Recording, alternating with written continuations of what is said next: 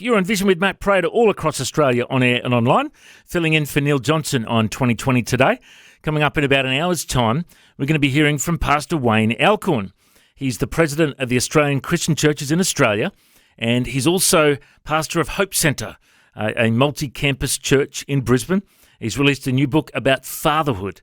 He's a great man of God, originally from Ipswich, and he's got a great sense of humour as well. I used to watch him in Youth Alive rallies when I was a young fella. He actually inspired me to get into ministry, working as a pastor now for many years. And I look back at those days and I think, yep, it's because of blokes like Wayne that pioneered and led the way. So Wayne's going to be our guest in about an hour's time.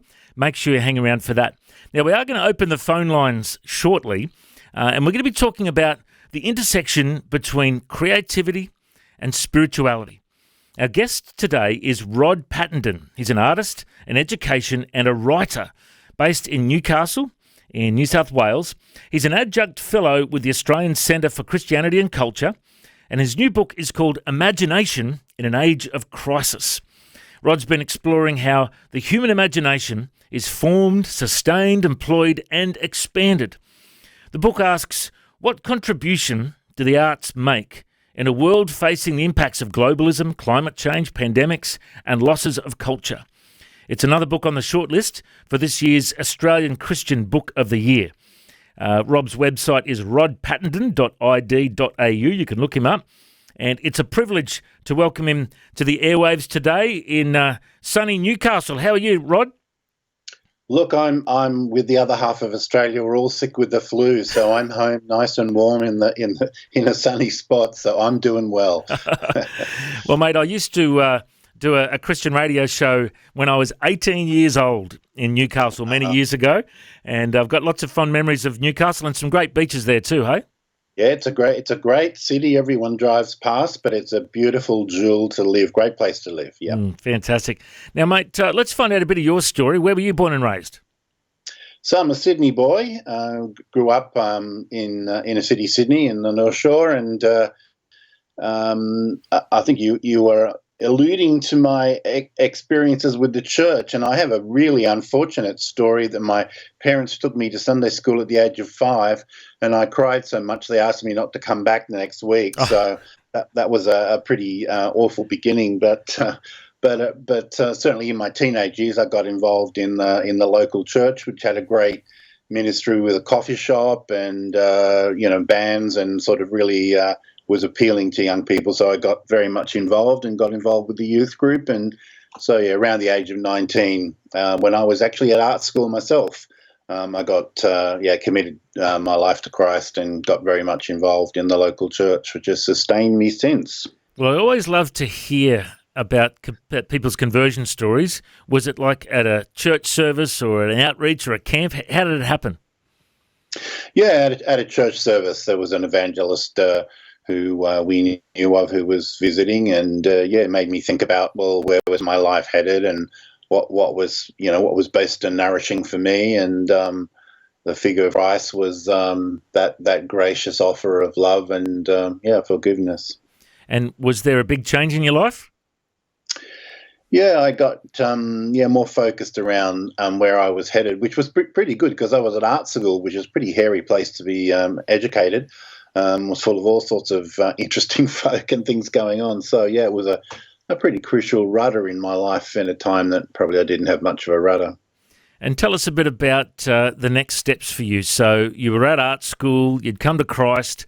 What was it like trying to follow Jesus in the midst of that world? Were there lots of, battles that you had spiritually in that season? Yeah, well, I think it was unusual for someone like me to be at art school because, most people probably think it's a fairly a place of great temptation and dislocation. But I really enjoyed tuning my imagination and being able to think otherwise and to be creative, that was actually part of God's great gift to me rather than a liability. And I eventually decided, that I'd respond to a sense that I was called as a minister. And I remember all the other people at theological college who were all good folks, like teachers and accountants. They could, count their blessings. They were a pretty boring lot. So they would always ask me, "Oh, you're such a creative guy. What are you doing being a minister?" But it seemed to me that I think Christian faith is thoroughly creative and energizing, and it needs artists and visionaries as much as good teachers and people to count the offering.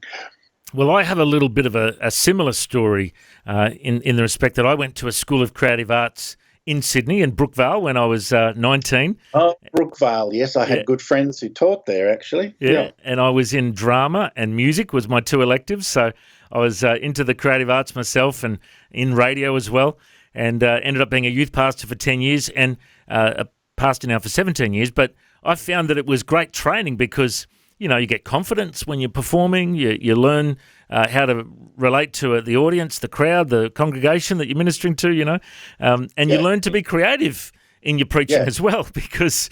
Have a sense of confidence of being absolutely in the moment and everything will be okay. Yeah, absolutely. So tell us about your journey into ministry. So where was your first church that you were pastoring in? I was at Pattenden in inner city Sydney. Mm-hmm. Which is ran or still runs the Paddington markets. Mm-hmm. And it was an opportunity to explore, well, what was the role of the arts? So we opened up the church as a performance venue, had the A Cappella Society, and art exhibitions right in the middle of this very vibrant streetscape. So a very secular, hard crowd to break, to kind of engage. But I think through the arts, it raised a more of a congenial, generous way of getting people to think about what life really means to them. So that was a great opportunity. I was there for 17 years, which was a really long stretch in the city, rough edges, but opportunity to do some sparkling things. And then I moved on to chaplaincy at university, Macquarie University, for 10 years, and in the last 10 or 12 years, I've been at Adamstown here in Newcastle, and I've just retired. Just twiddling my thumbs, wondering what to do next with my life. I couldn't even find any classes they were offering on how to retire disgracefully. So, let's write a book and do all the things you can do. So tell us a bit about this new book. It's got 35 individual contributions. How did it come about?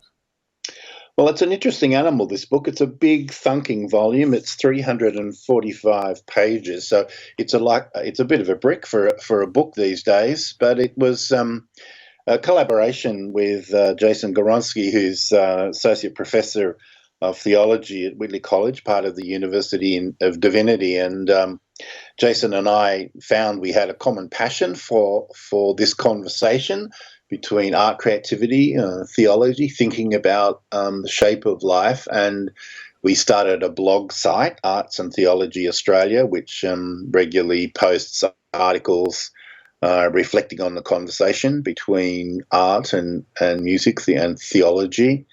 And then in the middle of COVID, we had planned this fabulous conference with all these great speakers, and we had like academic perspectives as well as performing arts and music and exhibition. It was terrific stuff. And then we got to July 2020, and Melbourne was the most severe lockdown place in Australia. So our conference came to an end, and so in the middle of that difficulties always encourage you to think sideways. So we thought, well, why not a book? And with everyone locked at home, we were able to get quite a diverse number of people to reflect on the role of the imagination and the arts.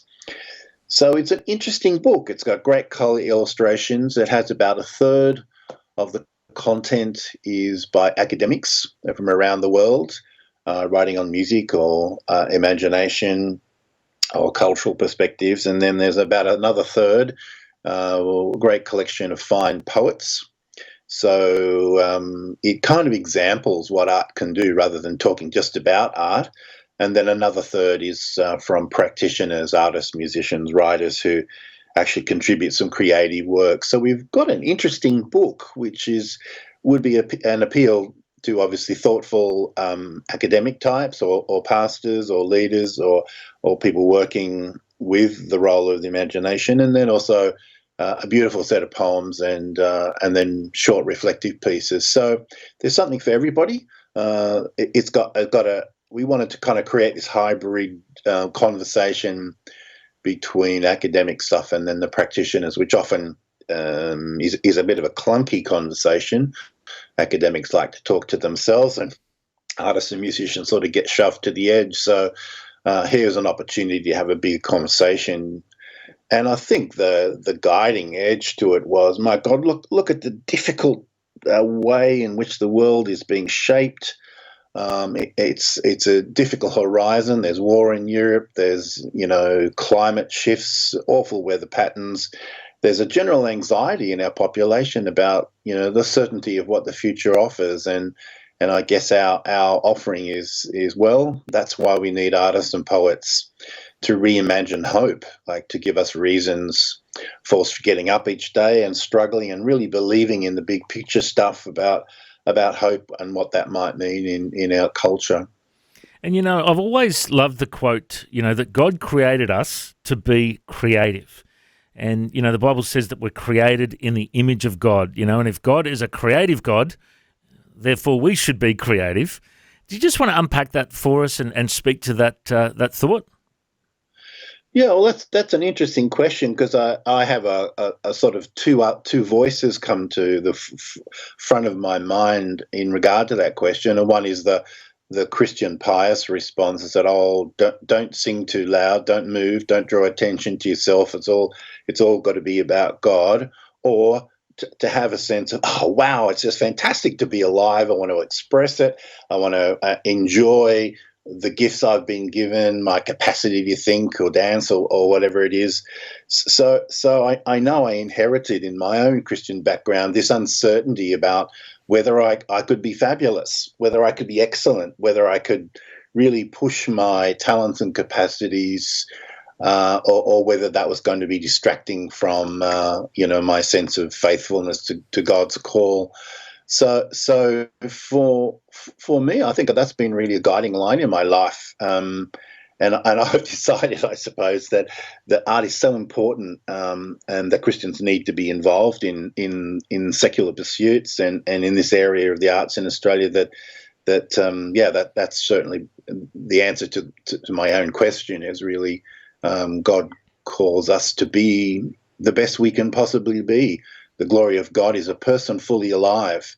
And that's one of those ancient sayings back in the 16th century, one of the statements of faith, that we all have a call to be excellent, to put our best feet forward, and to glorify God by doing not only do our best, but to actually enjoy what it is to be human. And I think that's what the world's looking for, human beings that are fully alive.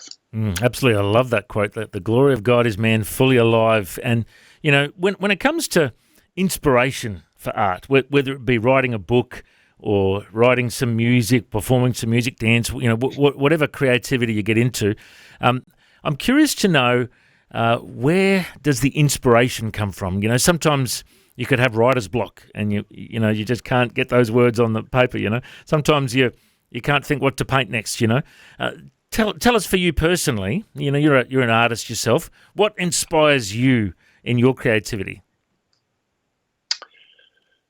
I think I like being an amateur at things. I'm a painter, so I've since my retirement I've been paying a lot of attention to painting, which is a practice, and you do it every day, and you do have those moments where you kind of go dry and you're not sure.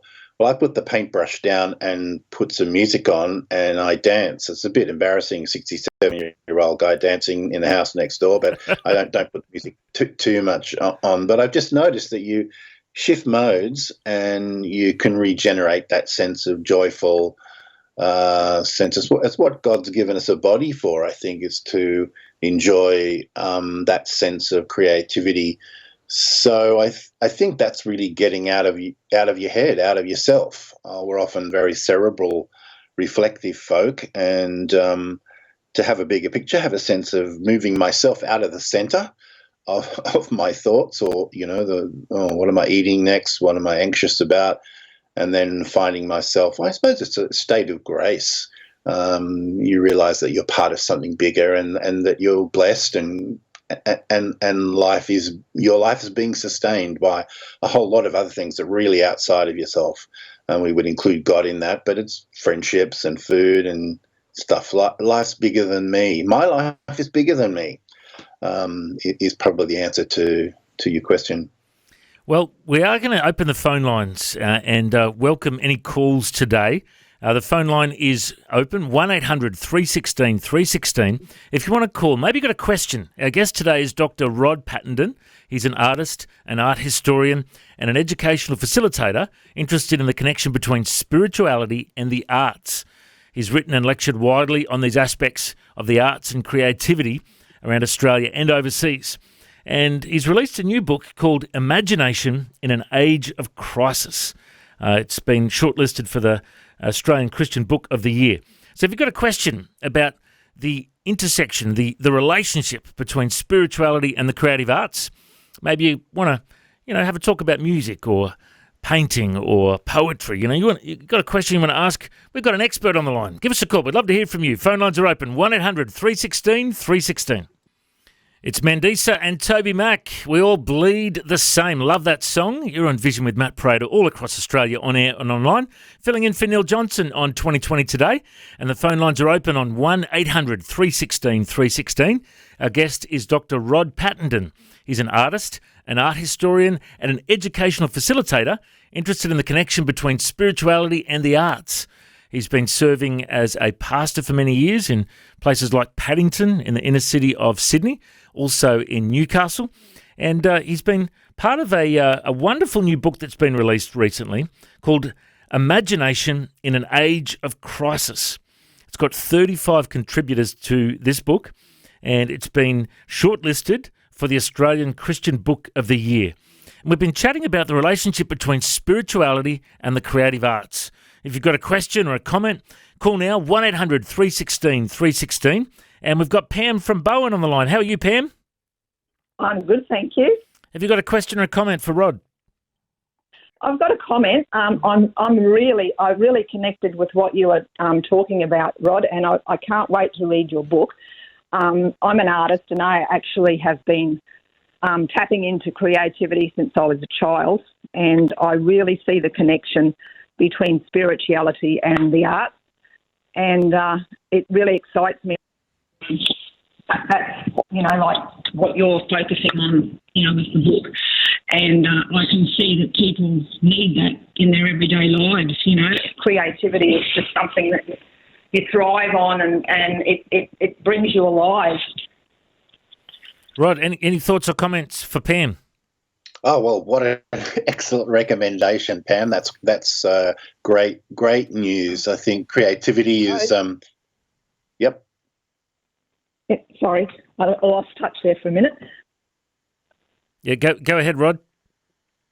Oh, I just enjoyed Pam's affirmation. I think often when ministers or clergy talk about spiritual disciplines that we should sustain in their life, they always recommend us to read the Bible and to spend time quietly praying. But I think Pam's affirmation is that creativity is also a spiritual discipline, that it's good to practice failing and to get up again and create. It's like a sense of resilience. Human beings who fail eloquently are often more resilient in their capacity to work hard and to deal with long-term change. So it's a great resource. Creativity is not just for artists. It's something that all humans need. That's definitely right. And like what you were saying too, it actually calms your mind. And in the last, 3 years or so, it's just been like something that you can go to every day. It's like it's not about the outcome; it's about the process. I find, that's exactly right.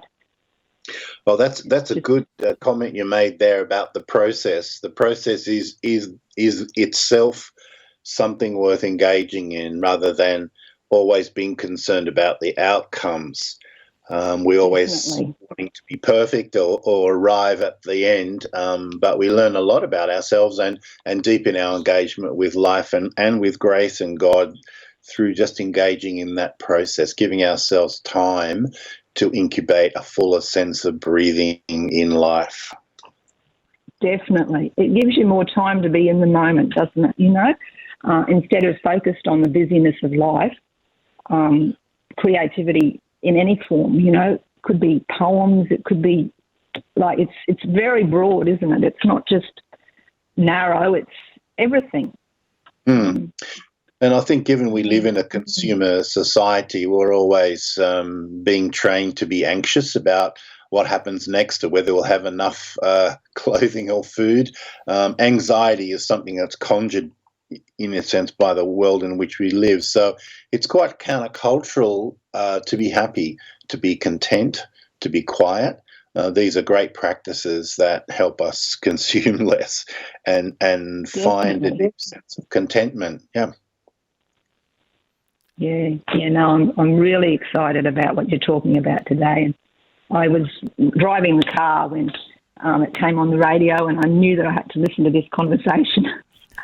Because it's like I used to teach art, and I haven't taught it for a while. But I just, even in the everyday, encouraging people to, release their gifts and do what God wants them to be doing. Being peaceful and restful, and that's what it's all about, isn't it? Just tuning into God's truth, and that we are the peacemakers, aren't we? So No matter how old, no matter how old you are or young you are, there's always that important capacity to be childlike, to be able to play. And to put aside fear and to be creative and to find a deeper sense of life. Yeah. Exactly. Yep. No, that's wonderful. Yeah. Well, Pam, thank you so much for your call. And I did visit beautiful Bowen. I visited Bowen in Queensland about a year and a half ago. A beautiful part of the world, and there's a great cinema there where Nicole Kidman had her movie, and Hugh Jackman. Is that right? The movie Australia, is that right, in Bowen? Yeah, definitely. That's where the movie Australia was filmed. That's a lot right. of it was filmed here, and I've got some art in the cinema. Actually, the cinema owner asked me to put some art up on the walls in the cinema. So. It's just a beautiful old cinema, isn't it? Well, there you go. I would have seen your art when I was there with my family, watching the Spider-Man movie. There you go. Yeah, brilliant. All right, Pam, we better go, but thanks for your call. Yeah. Bless you. Bye-bye. All right, phone lines are open, 1-800-316-316. Our guest for the next 30 minutes or so is Dr. Rod Pattenden. He's an artist, an art historian, and an educational facilitator interested in the connection between spirituality and the arts. If you'd like to join the conversation, call now, 1-800-316-316. And you're with Matt Prater, filling in for Neil Johnson on 2020 today. Coming up in 25 minutes' time, we're going to be hearing from Pastor Wayne Alcorn. He's the president of the Australian Christian Churches in Australia and pastor of Hope Centre in Brisbane. He's also a very talented author and speaker. He's a great man of God. He's going to be sharing about his new book about fathering in about 25 minutes. Hang around for that. And phone lines are open on 1-800-316-316. Our guest is Dr. Rod Pattenden. He's an artist, an art historian, and educational facilitator interested in the connection between spirituality and the arts. He was for many years the chairperson of the Blake Prize for Religious Art and a founding director of Interplay Australia. His strengths are in the areas of the visual arts, performance skills, movement, and exploring the processes of creativity. And he's got a new book he's released called Imagination in an Age of Crisis. Now, it has 35 different contributors, and I think it's going to be a blessing to many. It's on the shortlist for this year's Australian Christian Book of the Year. So if you've got a question or a comment you'd like to, maybe you want to talk about poetry, about music, about visual art, performance art, what kind of art are you involved in? Maybe you want to talk about how you've been inspired in the arts and how our creativity comes from God. Maybe you want to talk about that. We'd love to hear from you. Phone lines are open on 1-800-316-316. And we just had a caller during the news there, Rod, who was calling and asking about the first 5 commandments and how they relate to art. Would you like to unpack that question for us, Rod? Yeah, I think zeroing in on the commandment says that there shall be no graven image. There is within the Christian tradition an uncertainty about the role of images. You have the Catholic and Orthodox tradition, which uses images quite amply, beautifully to express the divine. And then, of course, Protestant traditions that are probably more suspicious of the imagination and particularly images. And what that recognises, of course, is how powerful images are. The first thing you do when you take over a country is to take down the dictator's image or to topple the icons of power. Images are seductive. They shape us, they cause tears, they stir our emotions. It's not uncommon to go to an art gallery, the state galleries, and see people crying, sniffing their tears, because when we have the time to see and to reflect on things, it deeply moves us. So part of our faith tradition is to recognise that images are powerful and that our understanding of God is not contained in any one image. Otherwise, the image becomes the God. So there is that tendency to make idols out of things, to put up household gods that rule our lives. We're not here to serve images, but there is this unsettling anxiety within the history of Christianity about the role of images, which I find really interesting.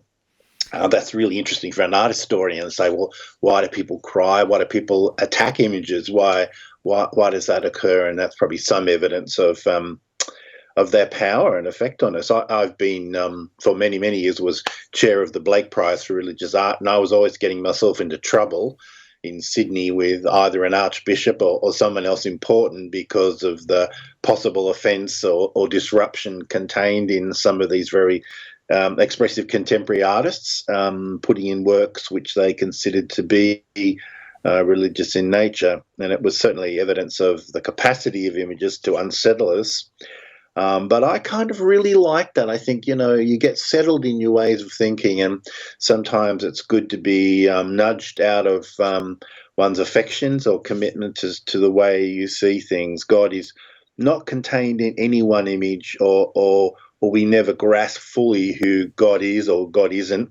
We have to keep open that possibility that there's more to our understanding of the profound divine nature of God. So it's good territory, and just to notice what we ourselves become attached to, what images we become attached to. So the role of artists then is to offer us unsettling images, but also stir our imagination so that we actually do hang on to images that are worth living for. Absolutely. That give us life, hope. Well, our guest today is Rod Pattenden, an artist, art historian and educational facilitator interested in the connection between spirituality and the arts. And Rod's with us for another 15 minutes or so. If you've got a question, now is the time to give us a call, 1-800-316-316. We're exploring the relationship between spirituality and the creative arts. We'd love to hear from you, 1-800-316-316. Now, Rod, I just was thinking before, in our discussion just before the news, we were talking about how people are so rushed and busy these days. And we were chatting to Pam from Bowen about how she loves to paint and take her time to be creative. And I was thinking, we have a lot of mental health problems in this day and age. People are so stressed and anxious and worried and busy all the time. But when it comes to creativity, you really need to set some time aside to let the creative juices flow, so to speak. Tell us what you do as an artist. How do you set aside your time? Like, are you better early in the morning, or do you do it late at night, or when do you have your creative time? Well, are we not driven by demands and agendas and commitments? Our life is shaped where we actually probably mostly experience our life being out of our own personal control, given our commitment to doing everything for everybody else. So to take time for your own creative practice, something that might even be deeply nurturing, it feels selfish, it feels out of character. But it seems, from my personal experience, it's deeply sustaining, and that I need to have space in my life every day, every week, every month, where I'm nurturing a bigger sense of myself, a deeper connection to God, and engendering a sense of love and compassion. I'm feeling burnt out if I don't have this capacity to love and to be generous towards others. So to give myself the space is extremely important. So I have this really weird spiritual practice when I'm feeling rushed and hassled. When I'm particularly under pressure, what I do is stand still, and I make sure I don't get run over or knocked over in the traffic. But to walk aside, and I think, oh, I'm really hassled. I've got to do this. So I step aside, look at my watch, and wait for 1 minute. And I just take that moment to breathe and be still and connect myself to my inner core and that sense of God's grace. So that's my restorative 1 minute thing, the 1 minute prayer, or the 1 minute, I am not going to be ruled by the agendas that shape me. I'm going to shape in turn my life instead. So that's my little practice. My other practice is to put on a piece of music and dance for 5 minutes, like no one's watching, that lovely saying on the fridge, to let out all the tensions. And I think often as human beings, we carry all this in our body. We're deeply informed by all the things that impact us. So to actually dance and move is to feel it like just flowing inside to outside. I'm alive, I can move, I'm not constrained, I have that sense of freedom. So that's another weird practice. It's my own personal thing. I've never tried to do that at church on a Sunday. I'm sure a few people probably walk out pretty quickly. Not everyone is a mover or shaker, but it's good to just to let it out, as it were, have that practice. Yeah. And then walking would be my other thing. It's praying with your eyes open. Enjoying the creation and just breathing into that sense of God's grace underlying all things. Wonderful. Well, Rod, we've got Richard from Alstonville on the line. If you do want to call through and ask a question, you can call on 1-800-316-316. We're talking about the relationship between spirituality and the creative arts. G'day, Richard. Welcome along. Have you got a question or a comment for Rod? Yeah, I do have a question. I was thinking about you talking about art and how it evokes certain feelings in people. So, from a Christian point of view, a spiritual point of view,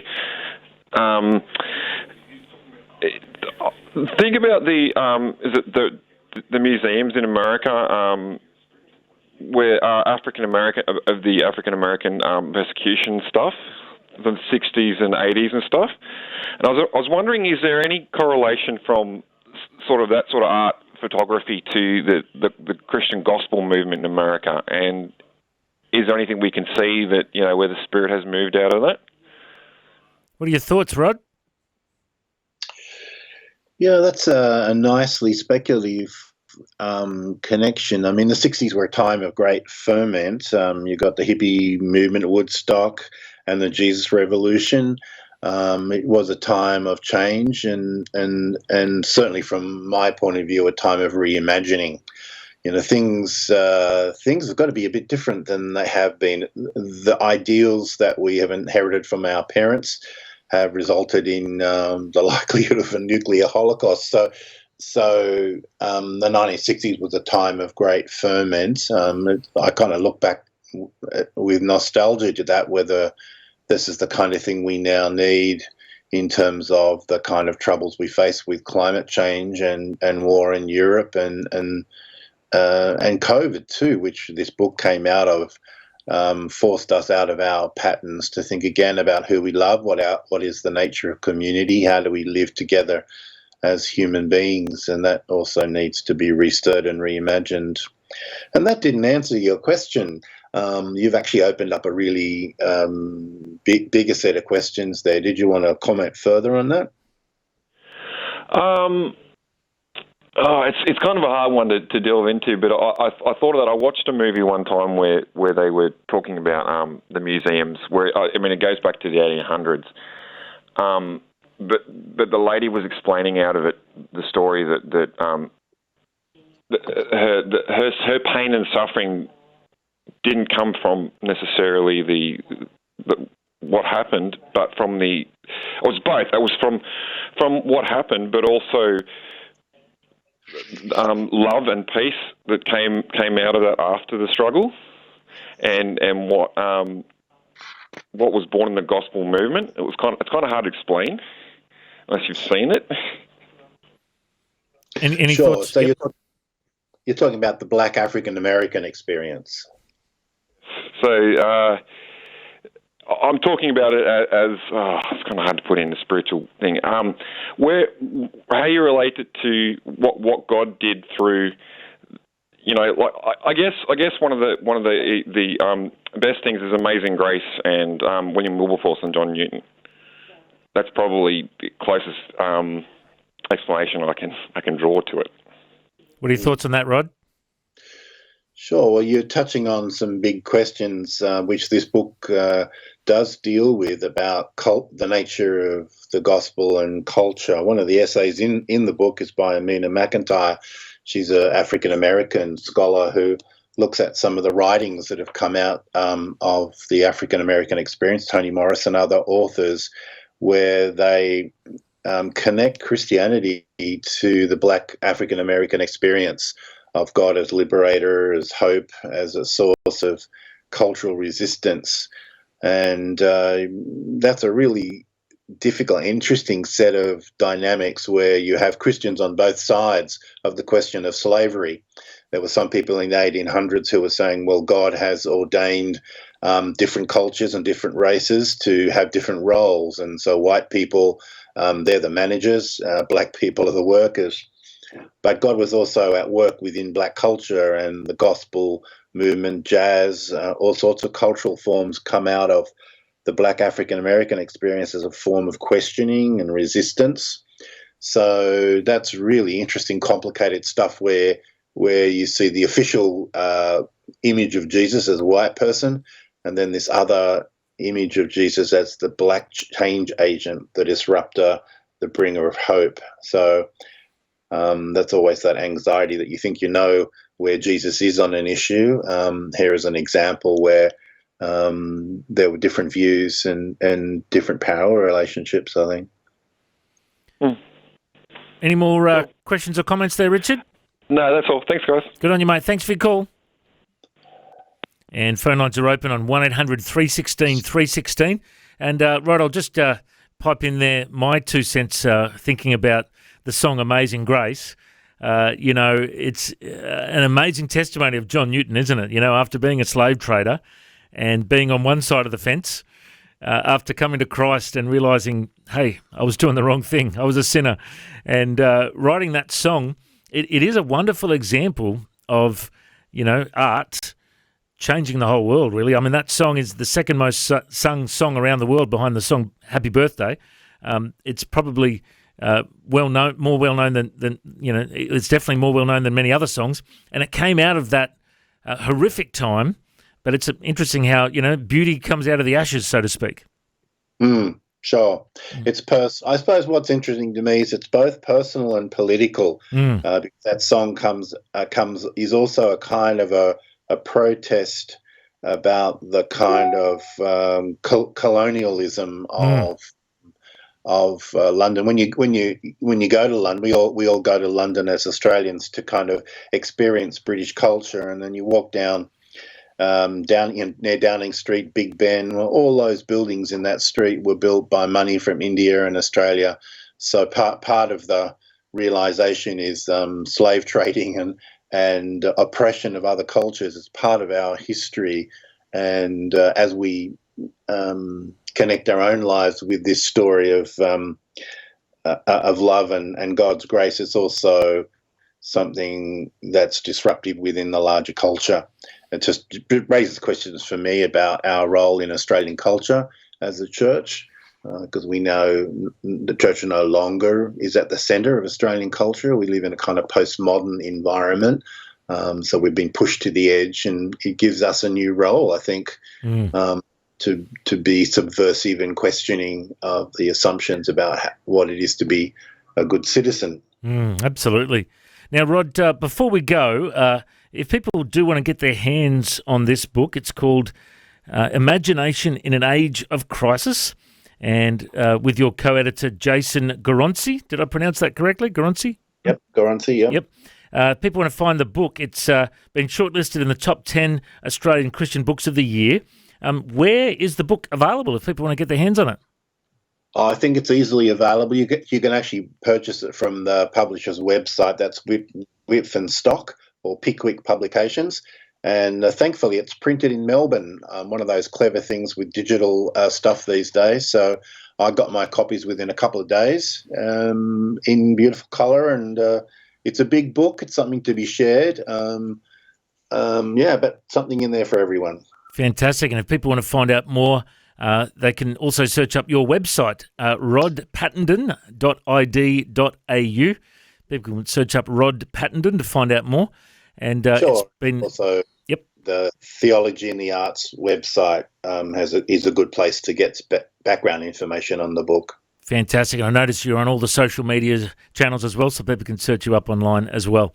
Sure. Rod, it's been wonderful to connect with you today, mate, and g'day to everyone in beautiful Newcastle where you're Skyping us from. It's been wonderful to have you on the radio with us today, mate. Thanks for your time.